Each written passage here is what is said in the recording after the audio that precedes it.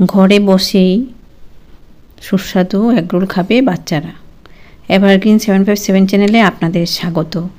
আজ এগরোল তৈরি করব। ভিডিওটা সম্পূর্ণটা দেখার জন্য অনুরোধ রইল। Please like, share and subscribe. Please এই এগরোলটা স্পেশাল এগরোল।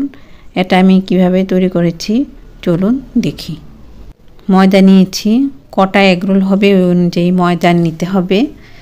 5 ঘন্টা আগে ময়দাটা মেখে রেখেছি হলুদ তেল দিয়ে। মশলা নিয়েছি পেঁয়াজ, রসুন, আদা, কাঁচা লঙ্কা, গোটা জিরে। এগুলি সব কটা এগরোল হবে ওই অনুযায়ী মশলাটা নিতে হবে। আমি কীরকম কতটুকু পরিমাণ নিয়েছি দেখাচ্ছি। পেঁয়াজ, রসুন, আদা, কাঁচা লঙ্কা, জিরে পেস্ট করেছি মেশিনে।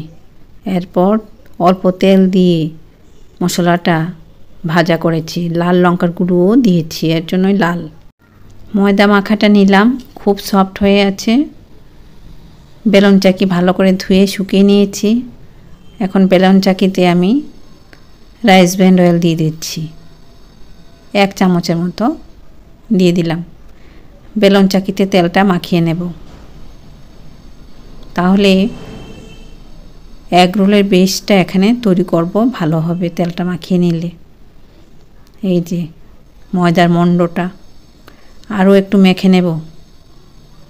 5 ঘন্টা মাখানো অবস্থায় ছিল।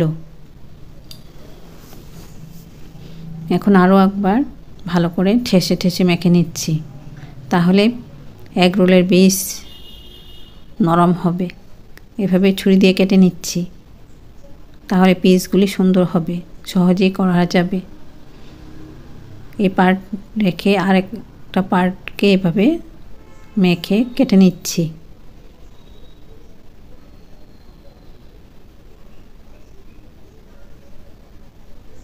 সফটলি এটা মেখে নিলাম। এখন এগরোলের বেস তৈরি করব। ঘরে বসেই এগরোল তৈরি করা যায় খুব সহজে, আর এটা তো স্পেশাল এগরোল। কিভাবে করব দেখাবো। এই মণ্ডটা গোল করে নিলাম। থিকনেসটা দেখাবো। যত পাতলা হবে এগরোলটা সুস্বাদু নরম হবে। এই যে থিকনেস, এরকম পাতলা হতে হবে, তাহলে এগরোল ভালো হবে। এটা হলো এগরোলের বেস।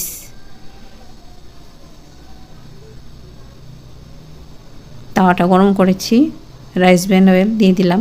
সাদা তেল দিয়ে করতে হবে।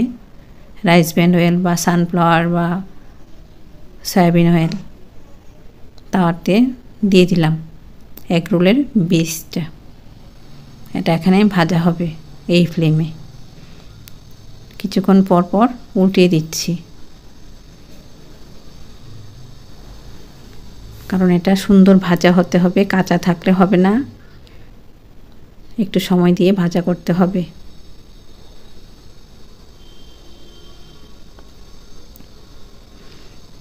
এখন একটা মোটামুটি হয়ে গেছে, আর খুন্তি দিয়ে এভাবে চাপা দিয়ে করতে হবে, তাহলে ভাজাটা সুন্দর হবে। এই যে একটু সময় দিয়ে ভাজাটা করতে হবে লো ফ্লেমে। এই যে ভাজা হয়ে গেছে, তুলে নিচ্ছি। এই যে সুন্দর হয়েছে। পেঁয়াজ, কাঁচা লঙ্কা কুচি নিয়েছি, আর ওই যে মশলাটা কি করব দেখাবো। ভাজা মশলা এটা। কটা এগরোল হবে ওই অনুযায়ী ডিম নিতে হবে। এই যে ডিমটা আমি ভেঙে নিচ্ছি, খোসা কিন্তু থাকতে পারবে না। এই যে খোসা নেই, সুন্দরভাবে ফাটিয়ে নিয়েছি।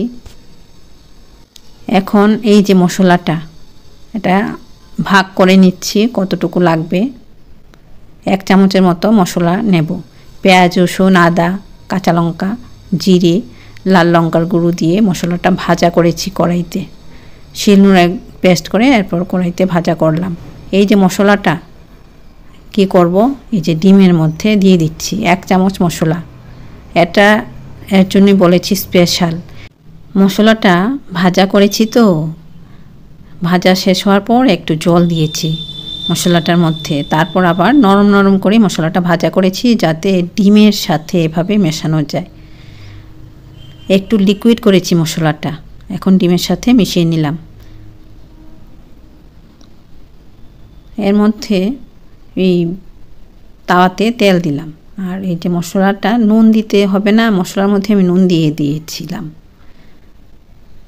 এখন ডিমটা মশলা সমেত তাওয়াতে দিয়ে দিলাম। এগরোল তাওয়াতে করলেই ভালো হয়। এই যে ডিমটা মশলা সমেত তাওয়াতে এরকমভাবে করে নিলাম, এভাবে করতে হবে। আর এগরোলের বেসটা দিয়ে দিলাম, চাপা দিয়ে দিলাম। এই ফ্লেমে 5 মিনিটের মধ্যে উল্টিয়ে নিতে হবে, না হলে পুড়ে যাবে। ডিমটা দেওয়ার পর, এগরোলের বেসটা দেওয়ার পর 5 মিনিট পরে এইভাবে উল্টিয়ে নিতে হবে। আর ডিমটা কিন্তু বেশি ভাজা করা যাবে না, এরকম উল্টিয়ে পাল্টিয়ে ফ্লেমটা আমি দেখিয়েছি, এই ফ্লেমে ভাজা করতে হবে। রুটিটা তৈরি হলো। পরিষ্কার কাগজ নিয়েছি বাচ্চাদের খাতা থেকে, পেঁয়াজ কাঁচা লঙ্কা মিশিয়ে নিচ্ছি।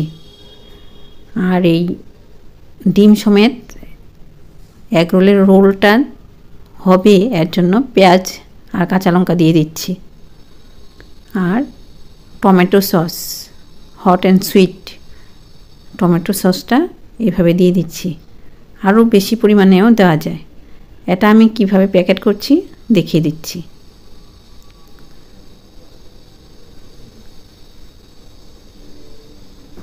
এইভাবে ঘুরিয়ে ঘুরিয়ে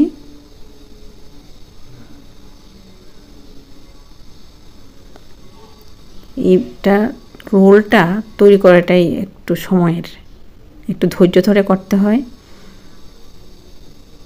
এভাবে আপনারা দেখুন কিভাবে করছি। আমার চ্যানেল এভারগ্রিন 757 সাবস্ক্রাইব করুন আর ভালো ভালো রেসিপি দেখতে থাকুন।